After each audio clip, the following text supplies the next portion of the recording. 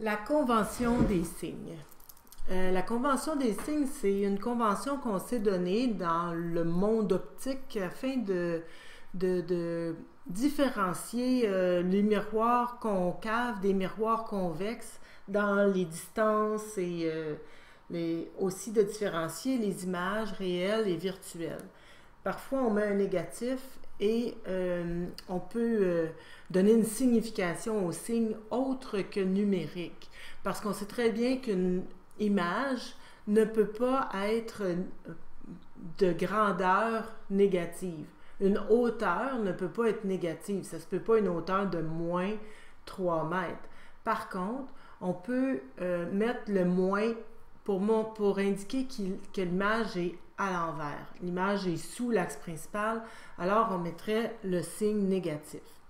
Comment fonctionne le petit tableau ici? C'est qu'il y a plusieurs notions et ces notions-là, lorsqu'elles sont positives, ont une signification et quand ces notions-là sont négatives, elles ont une autre signification.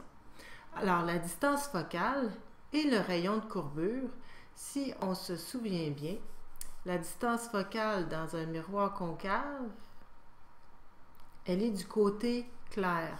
Alors, on a affaire à une distance focale positive. Il s'agit du miroir concave.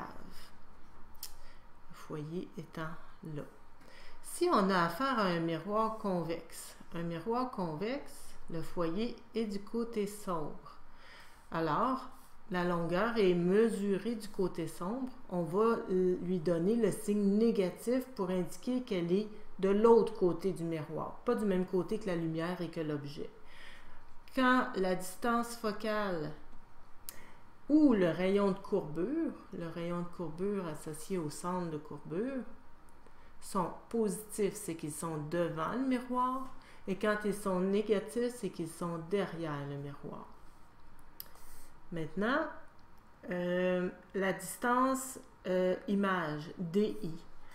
Quand l'image est du côté de la lumière, on va la mettre positive, sa distance. Et quand l'image est du côté sombre du miroir, on va mettre sa distance négative. Donc, DI, quand c'est positif, on a affaire à une image réelle ou virtuelle. En fait, quand l'image est du côté de la lumière, on a affaire à une image réelle.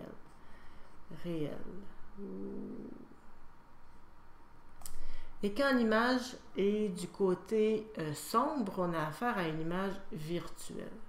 Alors, si dans les formules qu'on a développées à la page précédente, on obtient un DI qui est négatif, on peut tout de suite, sans voir le dessin, deviner que l'image est virtuelle et qu'elle est du côté sombre du miroir.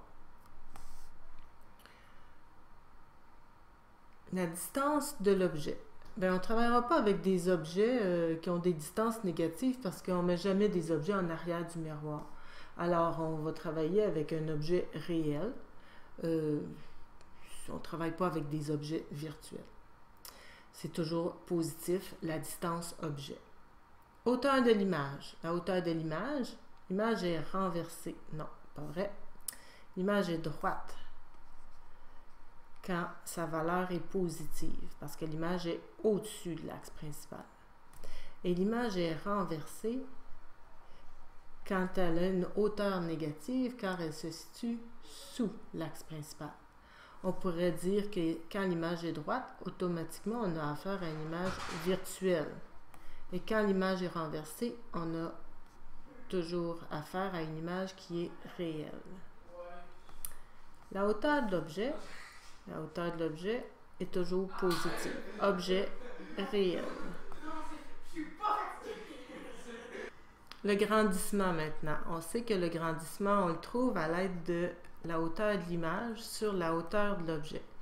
Sachant que la hauteur de l'objet est toujours positive, ce qui peut faire varier le signe du grandissement, c'est la hauteur de l'image. Quand la hauteur de l'image est positive, on a affaire à une image droite virtuelle. Donc, si on a un grandissement qui est positif, on va avoir affaire à une image qui est droite et virtuelle. Maintenant, si on fait le même exercice pour le grandissement, quand HI est négatif, ça veut dire que l'image est renversée. Si HI est négatif, le grandissement va être négatif. Alors, on va avoir affaire à une image renversée et automatiquement réelle. C'est tout.